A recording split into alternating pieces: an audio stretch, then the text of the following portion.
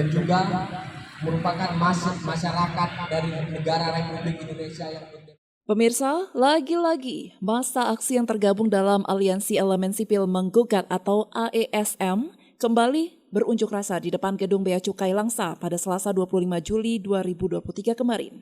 Dalam unjuk rasa tersebut mereka mengecam adanya dugaan penerimaan setoran dari mafia rokok tanpa cukai karena sampai sekarang tidak ada tindak lanjut dari hasil penangkapan tersebut. Sejumlah poster juga diusung oleh pendemo yang berisi kalimat kecaman kepada para pejabat Bea Cukai Langsa. Para demonstran melakukan aksi dengan cara orasi dan membakar ban bekas di jalanan di luar pagar Bea Cukai Langsa, serta melakukan penyegelan imbas tidak diizinkannya masuk. Tidak berlangsung lama, api langsung dipadamkan oleh petugas menggunakan apar. Pemadam api menggunakan apar tersebut mengakibatkan salah seorang pendemo sesak nafas dan langsung dilarikan ke rumah sakit. Koordinator aksi Said Zahir Syah mengatakan bahwa unjuk rasa tersebut kembali dilakukan untuk menindaklanjuti petisi yang disampaikan pada demonstrasi sebelumnya.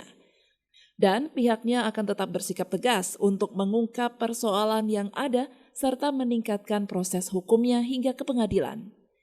Said juga menjelaskan jika sebelumnya pihaknya sudah melaporkan Kepala Bea Cukai Langsa ke Polda Aceh, bahkan sudah dilaporkan juga secara online ke Dirjen Bea Cukai di Jakarta yang saat ini statusnya sedang dianalisa.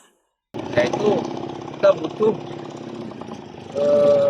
sikap yang tegas, komitmen yang jelas daripada Kepala Bea Cukai dalam hal ini kan, untuk bisa mengungkap persoalan yang ada itu dan ditingkatkan proses hukumnya hingga ke pengadilan.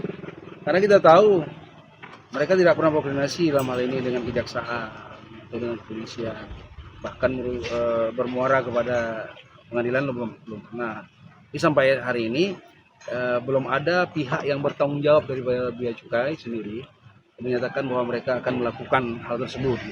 Sementara itu, Kasih Pelayanan Kepabeanan dan Cukai, Frans Depari mengatakan, pada demo minggu lalu, Kepala Bea Cukai Kota Langsa telah menemui pendemo dan telah menjawab berbagai pertanyaan, namun menurut mereka jawaban tersebut dinilai masih kurang.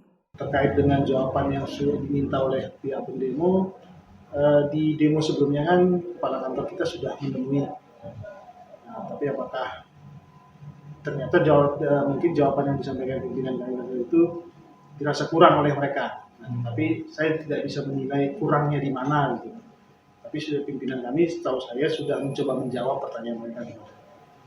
Dari Langsa, Seli Novita melaporkan untuk Puja TV Aceh.